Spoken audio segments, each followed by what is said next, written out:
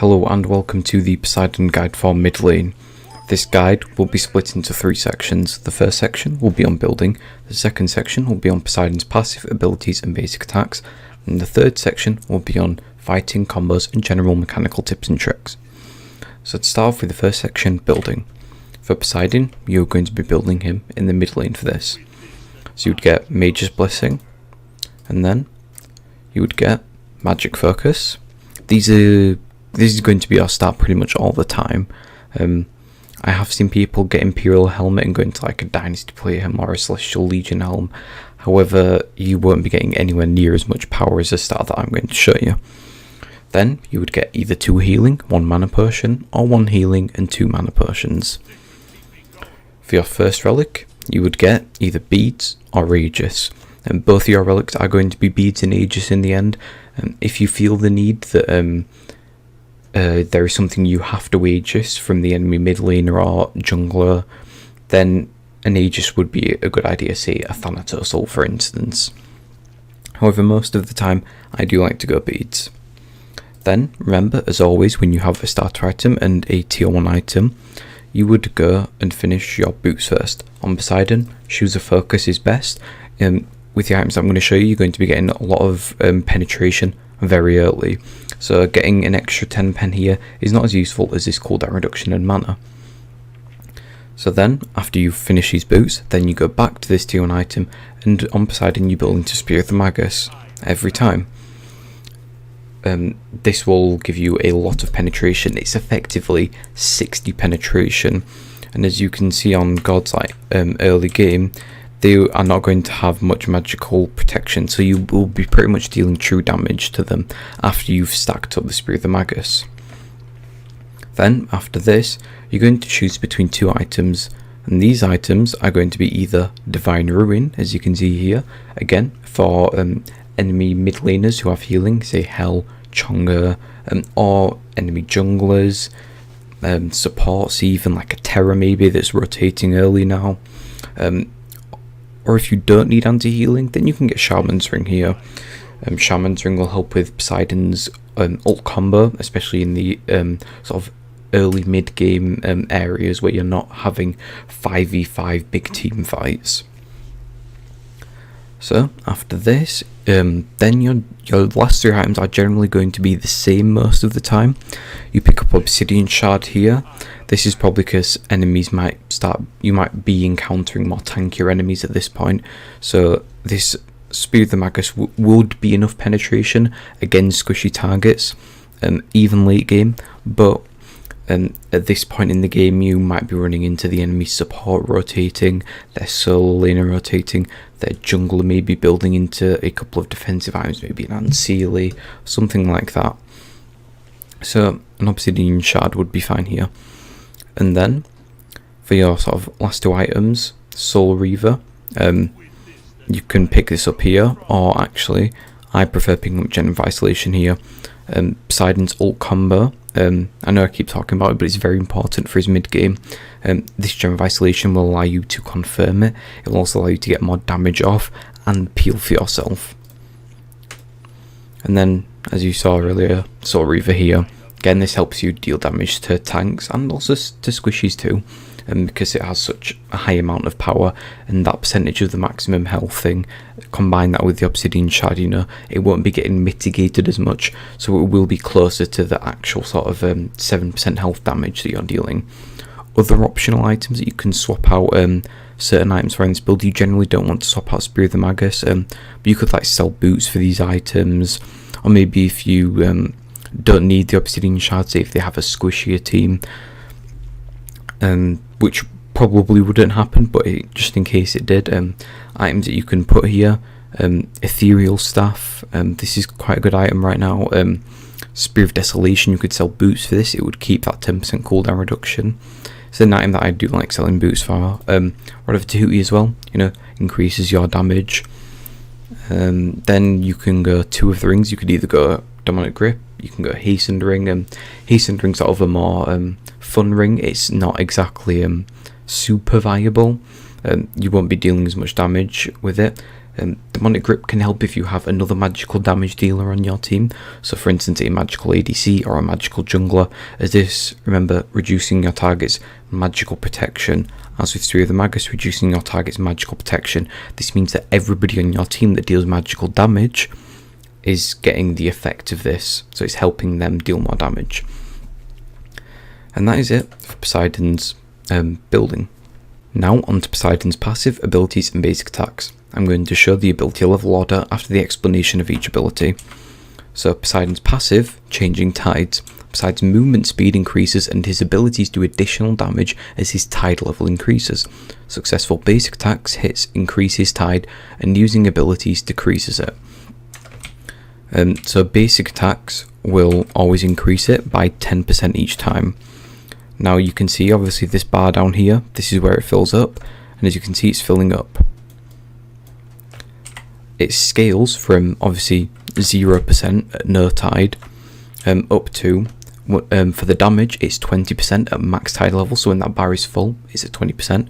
Right now it's in the middle, it's right in the middle, so that would be 50% of 20%, which is 10%, so your abilities will deal 10% additional damage.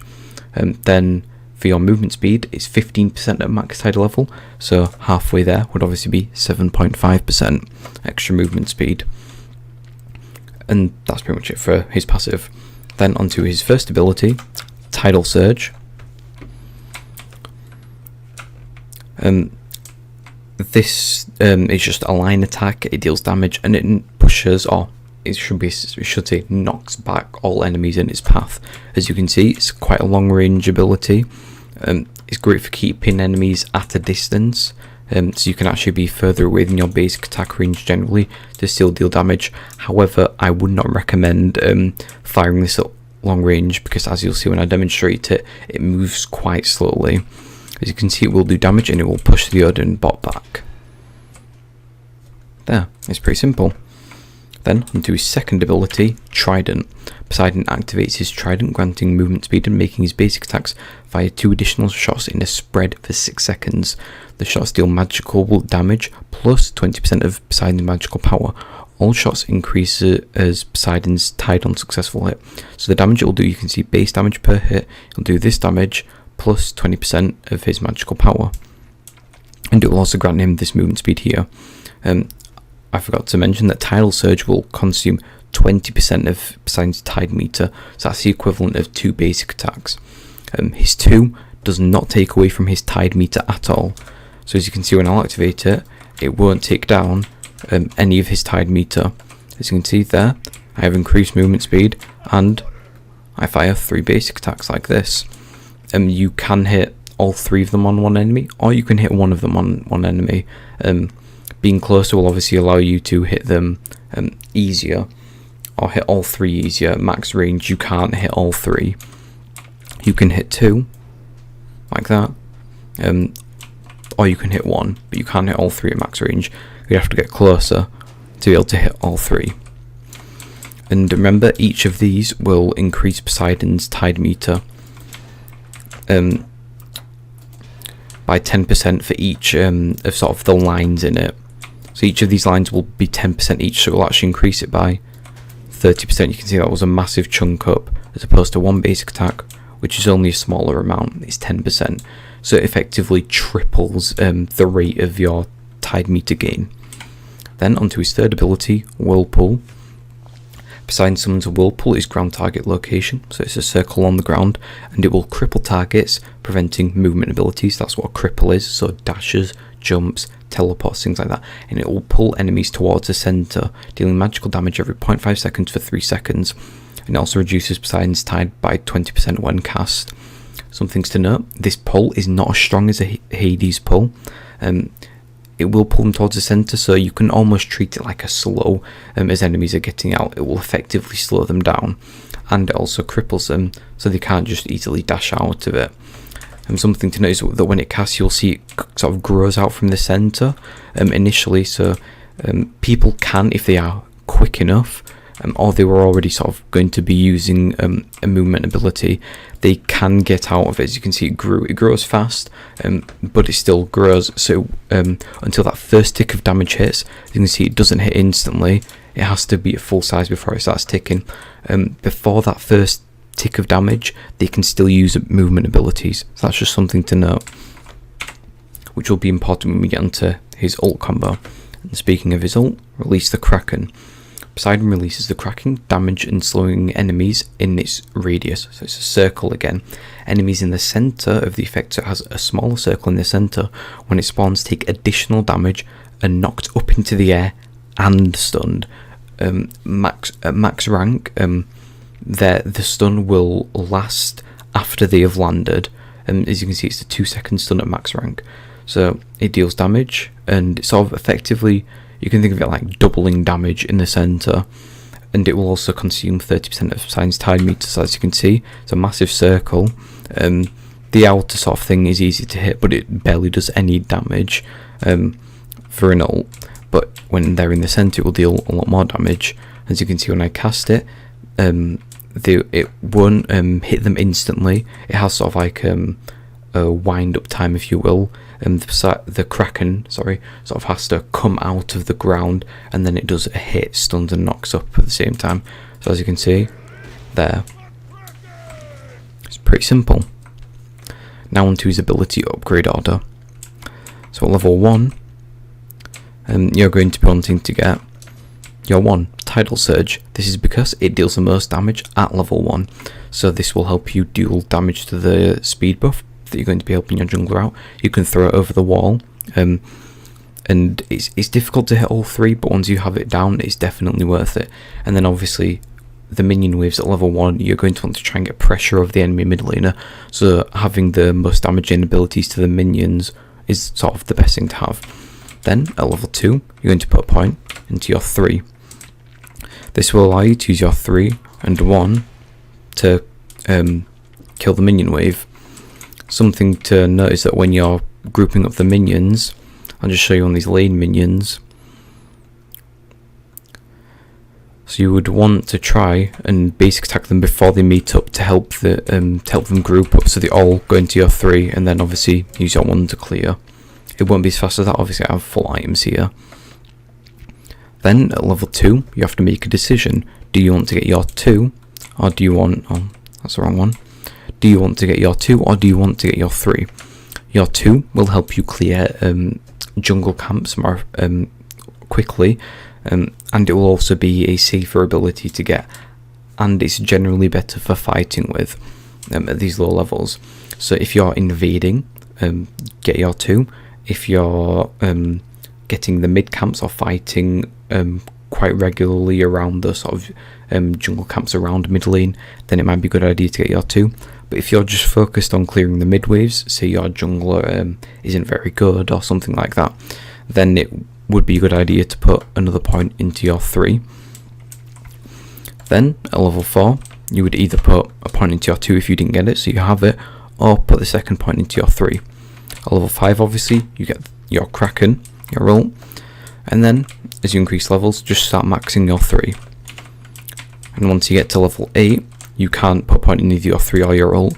Then you either decide to max your 1 or your 2 second. Personally, I max my 2 second for the movement speed. It helps me with the rotations and clearing camps as well. I just generally prefer it because that's the way I play Poseidon. I play him as a very mobile god that's doing rotations, that's doing camps, things like that, and your 2 is better for that. However, if you're focused on wanting to deal as much damage with your ult combo as possible, then you would be upgrading your 1. So this is if you're trying to kill the enemy mid laner on the cooldown of your ult in the mid game sort of area. Now you're getting towards the end of early game at level 8, and you're starting to transition into the mid game. So I would pick up my 2 here. So I have 2 points in my 2. Then your ult at level 9, because you can upgrade it, and then you would max your 3 at level 10. So level 10, this is what your ability upgrade order should look like, and then you just keep on maxing your 2 until you can put another point in your ult. When you can, you do it. Then finish maxing your 2. Then once you get to 3 points in your 1 at level 16, you can then put another point into your ult, and obviously finish off your 1 and then your ult. And that's the ability upgrade order. Now onto the fighting combos and mechanical tips and tricks. First of all, Poseidon's bread and butter for sort of late or sort of, well, still early game when you first get your ult, the mid game, and sort of maybe some parts of the late game as well. His bread and butter ult combo. This combo, I'll do it slowly to start off with. Is you're going to make sure that you have your tide meter at 100%. So obviously you can charge this up quickly with your 2 at close range. And the ult combo is either going to be auto attack and then 3 to start off with, or you just place your 3 down. Either one works. Hitting them with the basic attack before allows you to apply Gem of Isolation to them, which would confirm your 3 more easily. Something to be careful of with this ult combo is to not be super quick on your ult. You'll see that I'm going to use my 3 auto attack and then I'll ult. One of the reasons for that, apart from obviously increasing the damage you're doing by throwing on an auto attack in there, there's another reason, which is obviously after you've used your 3, your tide meter is now at 80%. But if you throw an auto attack in there, it goes up to 90%, so it will deal a little bit of extra damage on your ult, which can often be the difference between you getting a kill and you not getting a kill. And then the other reason is that people will often place a 3 and then quickly fire their ult after. But remember, people can jump just before your 3 sort of grows to full size and does its first tick of damage. So enemies will often escape in that instance. So I'll show the combo off. In fairly slow motion, you can obviously speed it up using other mechanical tips I've taught you in other videos, holding auto attack down while your ability's casting to get one off straight after. But I'll do it in sort of in slow motion. So auto attack 3, auto attack ult, auto attack 1, and then you can either throw an auto attack in there or just activate your 2 and then just start either using your 2 on them to finish them off and chase them down, or to run away if you need to. And that's his bread and butter ult combo. Remember, as I taught you, use your 2 to build up your tide meter quickly. Your 2 does the most damage when you hit all 3, so it's a good idea to get fairly close to the enemies so you can hit all 3 of them. This will be the most damage. Also your 1, remember, this is very difficult to hit at long range consistently, or you can say it another way, it's very easy to juke against. So to confirm it, you can either use it in the ult combo, or when an enemy's close to you, use it, because it's pretty much, you can see, it's almost instant here. There's no way somebody's juking that if you hit it correctly. Utilize the passive for quick rotations. Poseidon is a very good god at rotating. If you don't know what a rotation is, it's where you would go from, so Poseidon is a mid laner, and in between a minion wave, remember you want to try and maximize farm, so this would be after you clear a minion wave, you would then get your tide meter up to 100% for the movement speed, and then you would either go to solo or the duo lane, or you could say rotate over to a Gold Fury or a Fire Giant / Pyromancer. And Poseidon is very good at ganking, which is one of the reasons I have fun with him in the jungle personally, but remember, he's not a viable jungle pick. But Poseidon, his combo, especially in the mid game, which is when you're going to be rotating the most, this combo is very good for burst. It's akin to an assassin's burst when they come out of the jungle. So you go from mid, so you clear a minion wave in mid, and then you either go to solo lane or dual lane. That's sort of a classic rotation to a lane, and you gank the lane. So you would come in and do your ult combo. You can wait for your team to set up safe. You're ganking the solo lane, and you know that in your solo lane you're seeing like a Bellona. It might be a good idea to hold off on your ult until they've ulted them, because obviously Bellona's ult stuns. It's easy setup for your ult, or easy setup to put your 3 and then ult down. Then in fights, something to remember is that you are a backliner. This means that you're going to be very squishy, and generally you're going to be dived by tankier enemies. So this could be an aggressive support, a solo laner most of the time, or a jungler that's possibly built some hybrid items like Ancile or Runic Shield. This is important to note because obviously you have Obsidian Shard here. This helps you cut through their protections. And also, Poseidon has a lot of peel for himself. You can use the ult to peel, although if you do that in a team fight, you're heavily reducing the damage you're going to be doing. Your ult is very important in team fights. But you know, I'll just show you sort of how you could peel against an enemy. So obviously your 3, it will pull them towards the center, so it acts as a slow. It will also, obviously, all visibilities apply Gem of Isolation because they do damage. So your 3 will apply Gem of Isolation to the enemy. It will effectively add another slow with the pull towards the center, and it will also cripple them. So that's sort of his first peel. Then his 2 can also help peel because it will apply Gem of Isolation to the enemies. This can slow enemies down that are chasing you. And it will also give you movement speed as well, so you can sort of hit them with it and then run away. And this will allow you to escape from enemies that are getting close to you. Your 3 sort of prevents enemies from using their movement abilities. You generally want to use this at max range, or you can just drop it on yourself and move away. But most of the time this is sort of your peel at max range. Your 2 is sort of your peel at sort of a mid range, and then your 1 is really good peel if they get too close to you.